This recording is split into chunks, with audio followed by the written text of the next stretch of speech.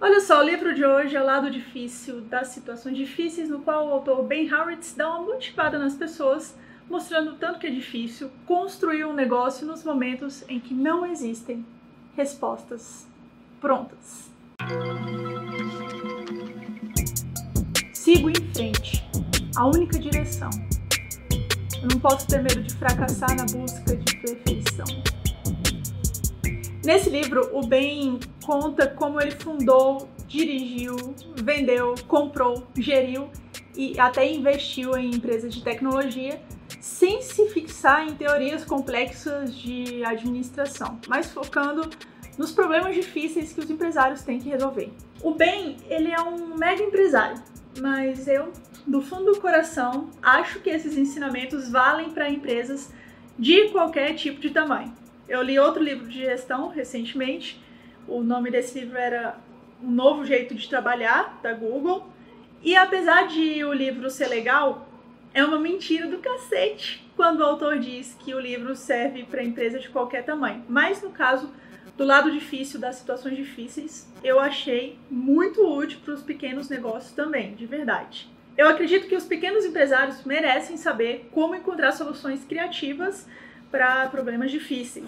Esse é um livro bom porque ele não fala das empresas em tempos de paz, ele fala das empresas em tempos de guerra.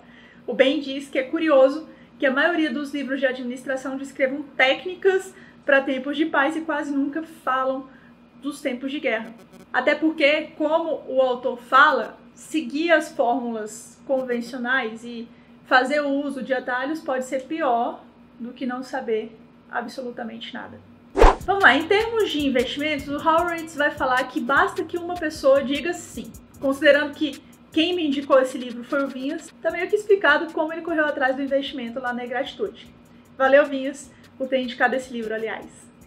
O Horowitz teve um investimento grande no final dos anos 90 e começou os anos 2000 com a previsão de 100 milhões de dólares em vendas. Só que ele encerrou o ano só com 37 milhões de dólares, com a implosão das empresas.com. E ele precisava, então, de um novo investimento. Ele percebeu que ele não iria conseguir mais investimento, portanto, precisava fazer uma oferta pública na empresa dele. E ele percebeu que ele precisava do sim de uma só pessoa da empresa para fazer isso acontecer. Você precisa, às vezes, de um único sim para fazer as coisas acontecerem. Você pode estar numa sala com 100 pessoas e levar 98 nãos, mas às vezes você precisa só garantir um sim para conseguir aquela parceria que você precisa, para conseguir aquele investimento que você precisa. O Ben dá umas dicas que eu acho muito legais em relação a erros de contratação. Contratar pessoas pode ser mais complicado do que parece. O primeiro erro é contratar pessoas pela ausência de pontos fracos.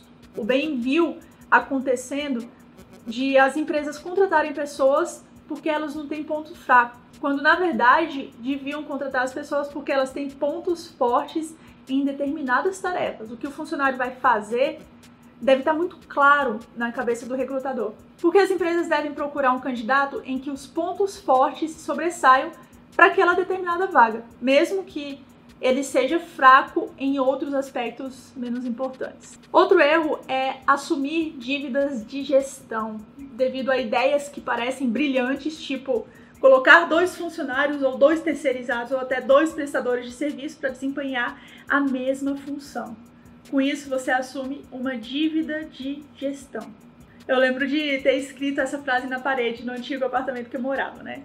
Não assuma dívidas de gestão. Eu meio que assumi depois, mas eu consegui consertar alguns desses erros bem rápido. Tem um vídeo sobre minimalismo que eu fiz já faz algum tempo. Dá uma olhada nesse vídeo que você vai entender.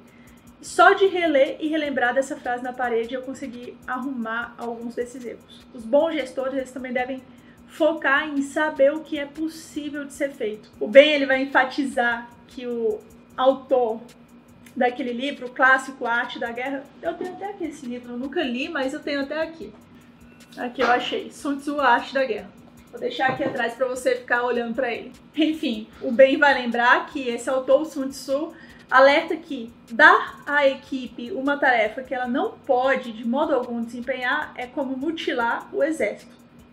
O meu pai fala que o antigo chefe dele, que é um grande gestor de uma rede de atacarejo aqui em Brasília, sabia fazer isso muito bem. O meu pai nunca falava não para esse gestor, porque esse gestor sempre sabia que as tarefas eram possíveis de ser executadas, mesmo com prazos mais apertados. Esse chefe perguntava ao meu pai: você acha que dá para você imprimir esses tabloides até amanhã? E meu pai nunca falava que não dava, porque no fundo ele sabia, e o chefe dele também sabia, que era possível.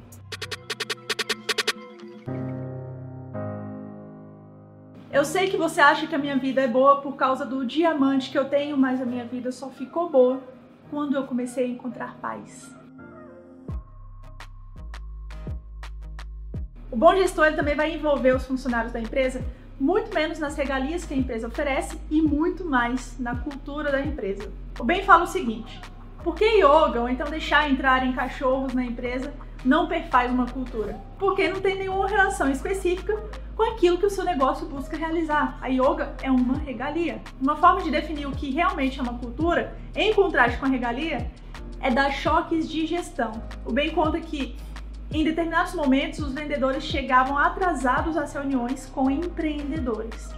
E os empreendedores eram a parte mais importante da empresa do Ben. Então, os gestores instituíram uma multa inegociável e impiedosamente aplicada de $10 por minuto de atraso em qualquer reunião com um empreendedor.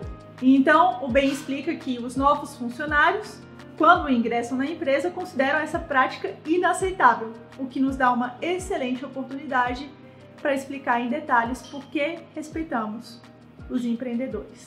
Não era uma regra para tirar direitos, era uma regra para construir a cultura da empresa com um poderoso muro de pedras. Você achou que eu cairia? Você achou que eu morreria? Não, eu não. Eu vou sobreviver. O Ben vai trazer em todo o capítulo uma citação de música do Nas, do Jay-Z e nesse caso da Gloria Gaynor, como você pode ver. A maioria das músicas são de rap, um estilo conhecido pela luta e superação, que é o tom dado nesse livro todo. É quando o Ben vai trazer uma história que talvez seja a mais legal do livro. Ele diz que às vezes pergunta aos filhos: qual é a diferença entre ser um herói e ser covarde? Nenhuma, exceto o que fazem. Os dois sentem a mesma coisa. Toda vez que você toma uma decisão difícil e correta, você se torna um pouco mais corajoso. Toda vez que você toma a decisão fácil e errada, você se torna um pouco mais covarde.